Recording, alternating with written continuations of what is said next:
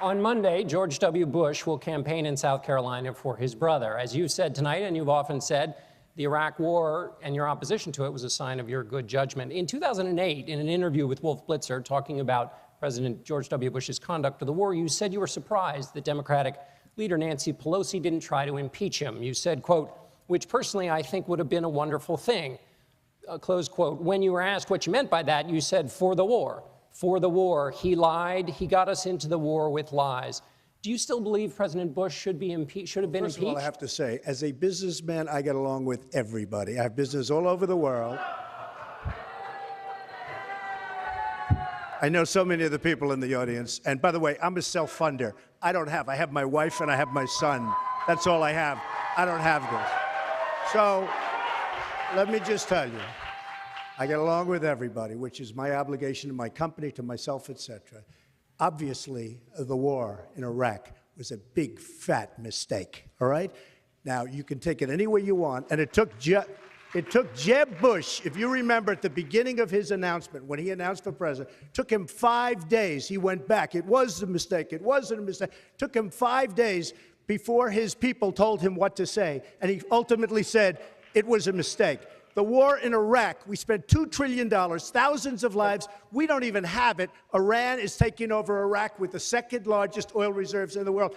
Obviously, it was a mistake. So George Bush made a mistake. We can make mistakes, but that one was a beauty. We should have never been in Iraq. We have destabilized the Middle East. But so you still think he should be impeached? I think it's my turn, isn't it? You do whatever you want. You call it whatever you want. I want to tell you, they lied. Okay. They said there were weapons of mass destruction. There were none, and they knew there were none. There were no weapons of mass destruction. All right. Governor Bush. When a member on the stage's brother gets attacked, the brother gets to respond. I get to do it 5 or 6 times or just once nice. Responding to that? So here's the deal. I'm sick and tired of Barack Obama blaming my brother for all of the problems that he's had. And frankly, I could care less about the insults that Donald Trump gives to me. It's blood sport for him. He enjoys it, and I'm glad he's happy about it. But I am sick and tired of him going after my family. My dad is the greatest man alive in my mind.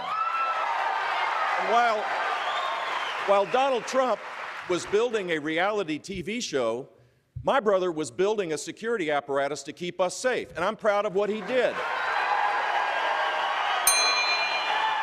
And he's had the gall to go after my mother. The World Trade Center came down during your brother's reign. He's had the gall to go after my mother. Remember that. Hold on. Let me finish this.